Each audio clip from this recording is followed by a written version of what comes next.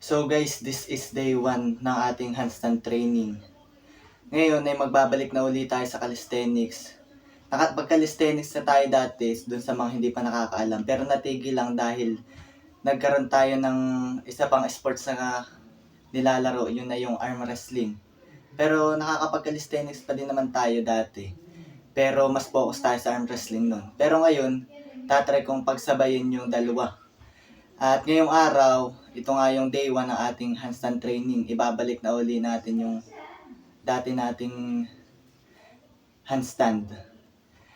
Feeling ko naman madali ko lang may ibalik yung handstand ko dahil siguro tanda pa naman ng katawan ko kung paano mag-handstand. So, game. Ito na. Gagamit tayo ng parallels para mas madali tayo makapag-balance.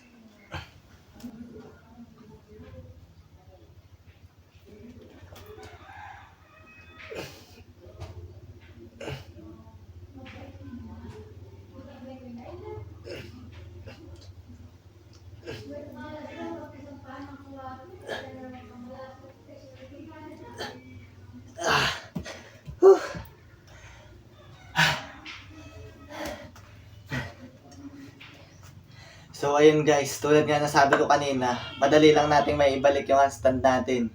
Kasi nakapag-calisthenics na naman dati tayo at nagagawa na din natin yung handstand push-up dati.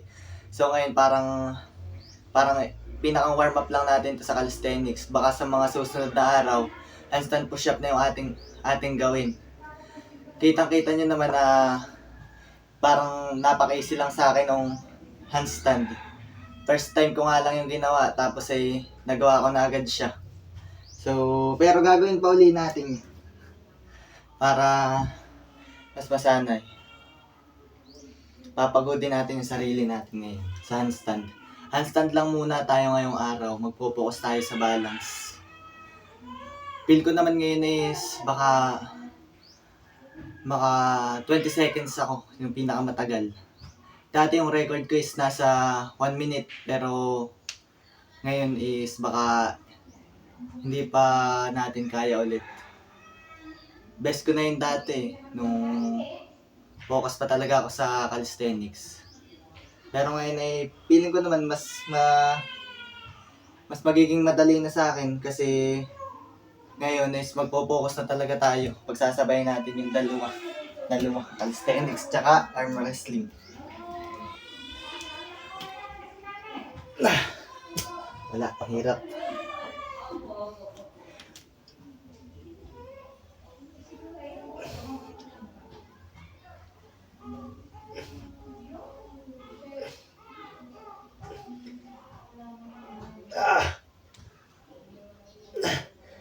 Sa charis.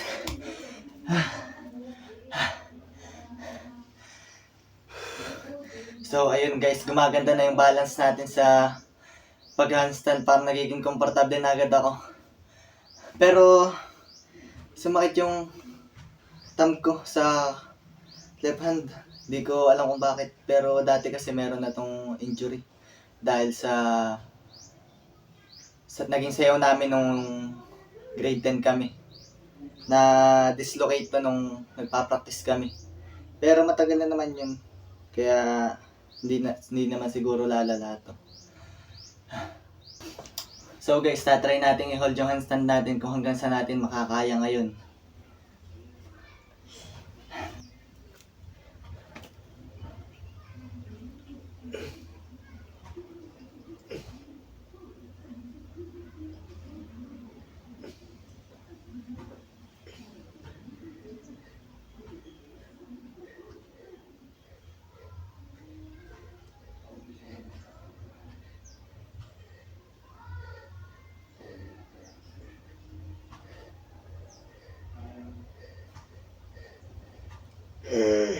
Kaya pa.